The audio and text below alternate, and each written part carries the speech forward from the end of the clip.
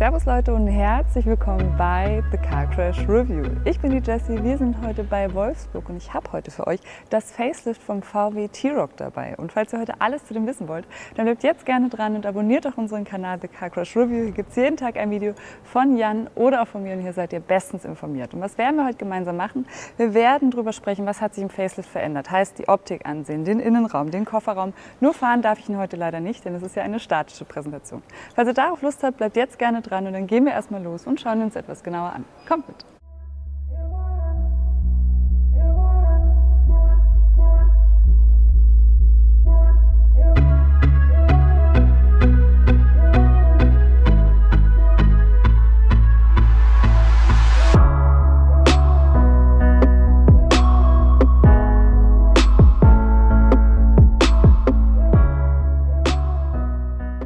Hier vorne angekommen, vielleicht erstmal zu unserem Kooperationspartner, und zwar ist es GoLeasy. Was machen die Jungs? Das ist eine Vergleichsplattform für Leasingangebote und die vergleichen für euch unter Anbietern wie Leasingmarkt oder auch Vehiculum und da findet ihr garantiert euren besten GoLeasy-Preis. Hier bei dem T-Roc gibt es jetzt verschiedene Ausstattungsvarianten. In der Airline steht er jetzt hier, ihr bekommt den als Basis, dann heißt es T-Roc. Ihr bekommt den aber auch in Live, da habt ihr ein paar funktionale Änderungen, wie beispielsweise die Assistenzsysteme. Und Style ist eher eine offroadigere Option, da mache ich euch ein paar Schnittbilder drüber. Hier ist die sportlichste Variante, die ihr bekommt. Natürlich gibt es den auch als Cabrio oder auch als reine R-Version, die hat Jan euch dann vorgestellt. Und wenn wir uns jetzt die Front anschauen, besprechen wir erstmal, was sich jetzt alles im Facelift verändert hat. Und das ist einerseits der Kühlergrill, der fällt als erstes auf. Und wir haben jetzt hier immer serienmäßig LED-Licht und optional Matrix-LED-Licht. Vor Facelift gab es noch Halogenlicht, das wurde jetzt abgeschafft, das brauchen wir heutzutage nicht mehr, heißt hier ist jetzt nur noch LED und hier das optionale Matrix-LED-Licht bedeutet, das kommt immer noch mit so einer durchgehenden Lichtleiste hier mit, die ich übrigens sehr schön finde. Hier steht das R jetzt im Kühlergrill mit drin, auch wenn wir jetzt hier nur die Airline haben und wir haben jetzt hier dieses Wabenmuster im Kühlergrill, was auch neu ist. Sehr präsent in der Mitte dann das VW-Logo, hier oben dann auch nochmal so eine Chrom-Applikation, die das Ganze sehr modern aussehen lässt. Und auch die Tagfahrsignatur ist ein bisschen anders, hier unten auch nochmal anders angeordnet, heißt, die ist an die Seite gerutscht und soll die Front ein bisschen breiter aussehen lassen. Davor war die ja so einmal drumherum. Und was wir jetzt hier auch noch haben, ist das optionale Black-Paket und das finde ich sehr schön, zeichnet sich dadurch aus, dass wir hier eben schwarze Elemente haben. Hier unten der Unterfahrschutz ist jetzt in so einem braunen, dunklen Plastik gehalten. Bei der Style-Variante habt ihr dann hier eben sehr viele offroadige Elemente, die auch so runtergehen. Und wenn wir mal in die Seite gehen, erzähle ich euch was zu den Maßen. Und der ist jetzt 4,23 Meter lang, 1,82 Meter breit und 1,57 Meter hoch. Und interessant daran ist, dass beim Cabrio ist der Radstand länger, ist nämlich dann insgesamt 4 Zentimeter länger. Warum? Weil das Verdeck dann natürlich auch reingehen muss. Übrigens wird es innerhalb von 9 Sekunden ist es dann zu.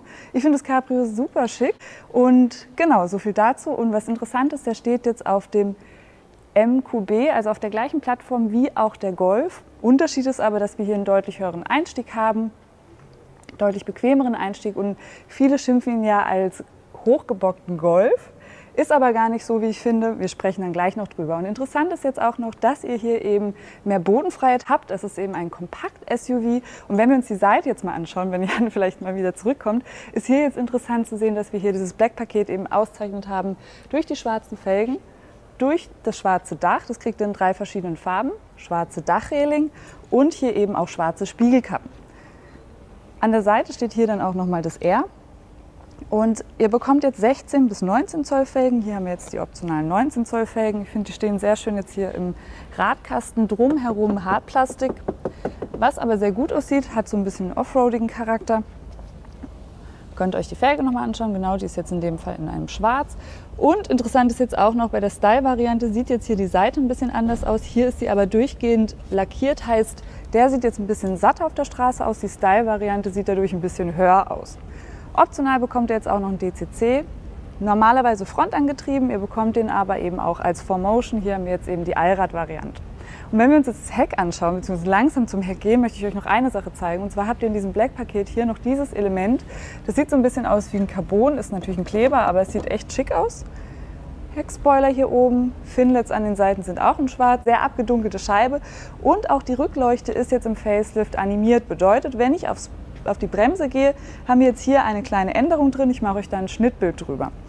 Schauen wir uns noch das Heck an, in der Mitte dann das VW-Logo, T-Roc steht dann unten nochmal drauf in ausgeschriebenen Lettern. Hier an der Seite seht ihr dann, ob ihr den Allrad habt oder eben den Frontantrieb. Und auch hier der Stoßfänger hat sich verändert, beziehungsweise hier unten dann auch noch die schwarzen Endrohre. So, jetzt haben wir uns das Heck mal angeschaut. Was ich euch noch nicht gezeigt habe, ist, dass wir jetzt einen 55 Liter fassenden Tank haben. Den finden wir hier auf dieser Seite. Hier haben wir jetzt den 190 PS starken Benziner. Könnt ihr hier tanken und genau, schaut es euch mal an. Und jetzt gehen wir noch zum Kofferraum, den besprechen wir auch noch. Ich mache den mal auf, geht hier typischerweise am VW-Logo auf. Und hier haben wir jetzt 445 bis 1237 Liter Kofferraumvolumen. Schauen wir uns jetzt gemeinsam an, denn praktisch an diesem Auto ist, dass man, obwohl man hier eben ja relativ hoch sitzt, obwohl es eben auf dem MQB ist dieses Auto, haben wir trotzdem ausreichend Platz im Kofferraum, auch beim Cabrio übrigens. Schaut mal mit mir da rein, habt ihr schon gesehen, oder? Da könnt ihr was verstauen. Wenn wir das jetzt hier zumachen, ist hier auch nochmal ausreichend Platz.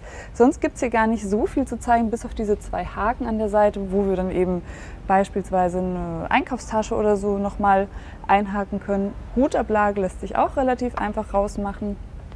Machen wir jetzt auch mal gemeinsam. Heißt, kann man hier so rausheben. Einmal so und einmal so. Und ich klappe euch jetzt auch noch die Rückbank um. Einmal auf der Seite und noch auf der anderen. Und hier seht ihr eben, wie viel Platz ihr dann letztendlich habt. 1240 Liter. Das ist ganz gut. Das sind kompakte Ausmaße, eben Golfklasse, nur eben ein bisschen mehr hochgebockt. Übrigens ist dieses Auto schon über 1 Million Mal verkauft worden, was ziemlich krass ist. Den gibt es jetzt seit 2017. Elektrische Heckklappe, machen wir auch mal runter. Und als nächstes schauen wir uns mal an, wie viel Platz ich da hinten habe. Ich bin jetzt natürlich nicht die Größte mit meinen 1,64 Meter, aber es ist bestimmt interessant zu sehen für euch, ob eure Kinder hinten da Platz haben. Jetzt würde ich sagen, kommt da mal mit.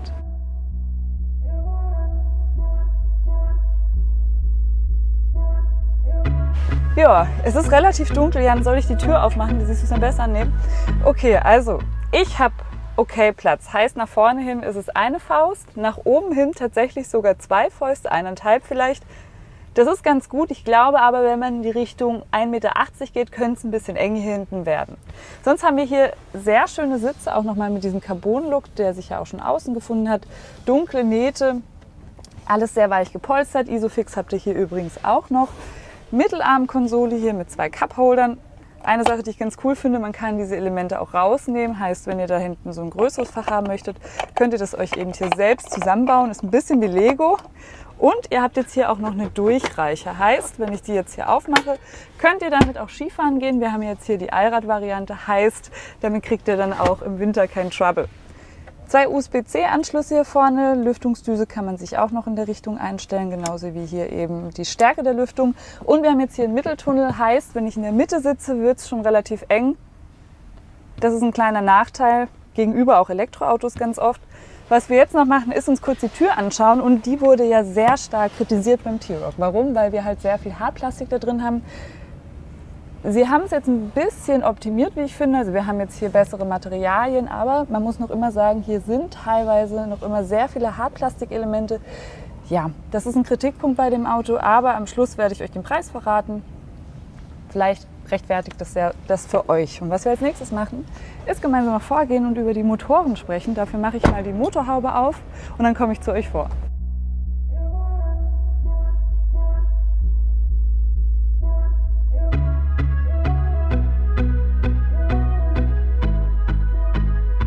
So, jetzt habe ich es gefunden. Und jetzt vielleicht erstmal generell zu den Motoren.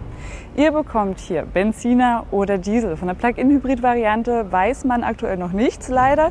Beginnen wir mal mit den Benzinern. Die gibt es mit 110 PS, 150 PS und 190 PS und auch in der R-Variante dann mit 300 PS. Da könnt ihr beim Jan vorbeischauen. Diese Varianten gibt es dann genauso in den gleichen Motorisierungen. Bei den höheren Motorisierungen gibt es übrigens auch immer den Allrad. Hier haben wir jetzt den 190 PS starken 2 Liter Vierzylinder mit 190 PS und 320 Newtonmeter maximales Drehmoment. Der ist in 7,2 Sekunden auf 100. Was wir als nächstes machen, ist hier vorne zu.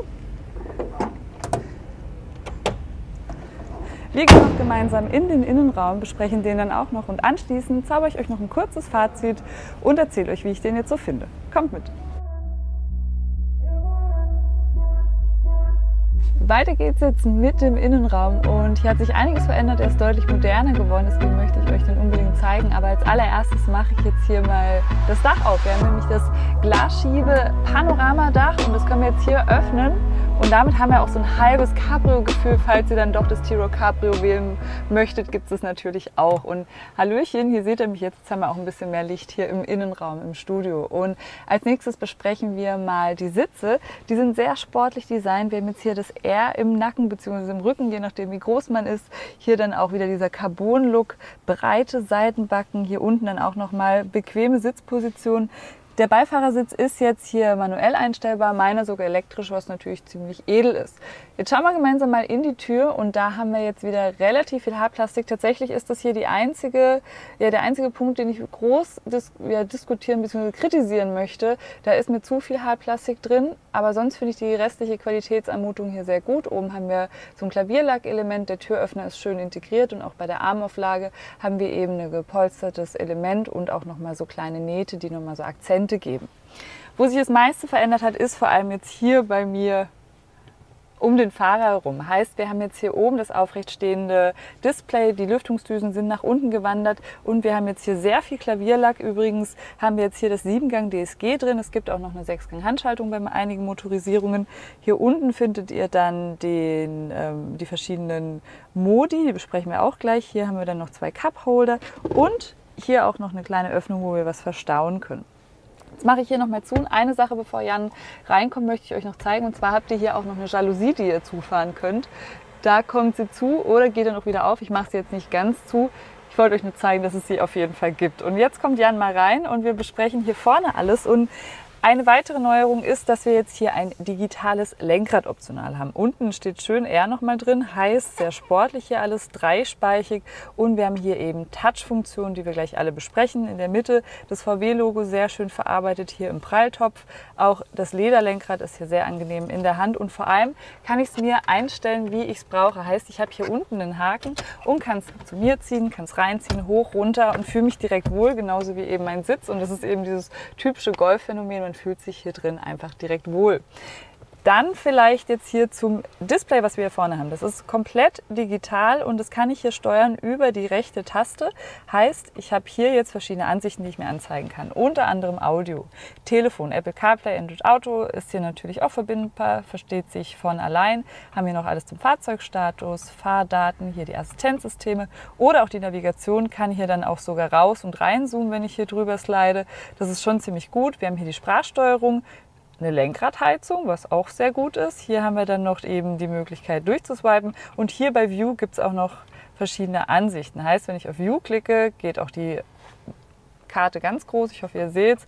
Sieht schon ganz schön cool aus. Könnt ihr es euch aber auch so einstellen oder eben auch so mit diesen 2 Rundmetern. Hier drüben habt ihr dann alles für die Assistenzsysteme. Die zeige ich euch auch gleich noch im Infotainment-System. Bedeutet, hier haben wir eben auch ein Abstandsregeltempomat und wir haben jetzt hier auch ganz neu das IQ Drive beziehungsweise hier eben auch einen Spurhalteassistent unter anderem. Hier könnt ihr übrigens die Lautstärke lauter und leiser machen über so eine Slide-Bewegung. Falls ihr das aber nicht machen wollt am Lenkrad, könnt ihr das genauso auch hier machen. Das ist ein kleiner Kritikpunkt, weil ich bin noch immer ein Freund von haptischen Drehreglern, zumindest wenn es um die Lautstärke geht. Ich weiß nicht, wie es euch da geht. Hier ist es alles viel digitaler geworden, viel weniger Knöpfe, aber so ein Drehregler für die Lautstärke brauche ich doch schon. So, jetzt schauen wir uns da vorne das Infotainment an. Das ist über 10,2 Zoll groß. Hier habt ihr jetzt verschiedene Apps, die ihr euch ansehen könnt und ich zeige euch jetzt erstmal die wichtigsten. Das ist einmal das Fahrzeug, hier habt ihr dann alle Informationen eben zum Fahrzeug. Wenn ich jetzt wieder zurück im Menü gehe, habt ihr hier noch die Assistenzsysteme, von denen ich euch teilweise schon erzählt habe. Heißt, wir haben hier das IQ Drive, wir haben hier eine automatische Distanzregelung, Notbremsassistent, Spurhalteassistent, Spurwechselassistent, Verkehrszeichenerkennung, Müdigkeitserkennung, proaktiver Insassenschutz, also alles für teilautonomes Fahren Level 2 und vor allem auch alles, was einem das Leben auf der Autobahn auch sehr, sehr angenehm macht.